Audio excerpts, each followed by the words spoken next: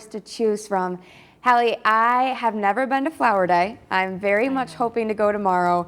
Do you think that the weather is going to hold out for that? Yes, I think the morning's going to be great. We get late in the day. There may be a pop-up shower or storm. Faraz will be there and he'll be showing us all the flowers in all their glory tomorrow morning. So yes, just make sure you get there a little early, get your spot, and yeah, happy shopping for those flowers. But we are looking at a decent weekend. Again, the fog this morning, maybe a late day shower or storm tomorrow. Everything's kind of a little bit of a question mark with the cold front coming through. I'll talk about that in a moment.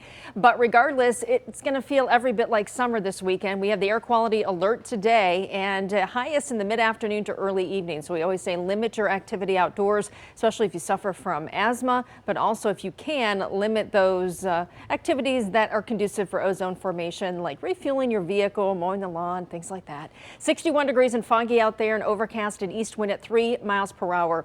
We look at what we typically see for our highs and lows this time of the year. 71 now is an average high, 51 the low. We're mild this morning. 60 has been our low so far, and the records on this day, 93 for a high and 32 for a record low. All right, we're talking about the fog and very dense fog below a quarter-mile visibility in Howell, in Ann Arbor, 2-mile visibility in Detroit, a mile and a half in Pontiac, so it is fairly widespread. Once we can get that fog to burn off, some sunshine returns today. We're between 58 and 61 degrees across the area, 61 in Pontiac, 59 Port Huron, and 61 degrees in Mount Clemens. Our winds will be more of an easterly wind this morning, turning more east-southeast as we get into the afternoon, keeping areas along the immediate shoreline cooler than inland locations. You can see the fog advisory stretching well to our south through Ohio, down and even to Kentucky, the west side of the state, and then the marginal risk for severe weather means that very slight chance that one of these storms could be strong to severe back in Wisconsin or Iowa.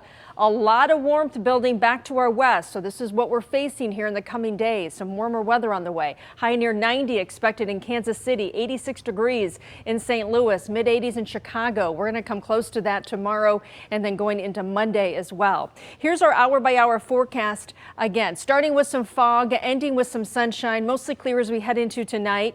Here's the area of low pressure slicing through. The cold front comes over Lake Michigan as we head through the overnight hours. We're still dry tomorrow morning. We get later in the afternoon, mid-afternoon or thereafter, so we're talking about 5, even 5, 6 o'clock. That's where the concern would be as this front sort of stalls out, a pop-up shower, and those are ones that, yes, they could develop pretty quickly overhead. The problem is they're not going to move through quickly.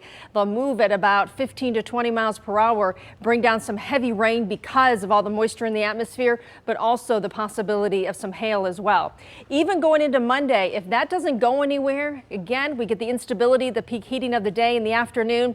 It could trigger another shower or storm even on Monday. The chances are slight, but they are not zero, something we need to remember. Temperatures near 80 today, cooler near the water, and then tonight we'll call it mostly clear. We'll let you know, of course, if there's any more fog developing, but our temperatures down to near 60 or into the 80s on Sunday, Monday, Tuesday, and we're holding on even 80 or above on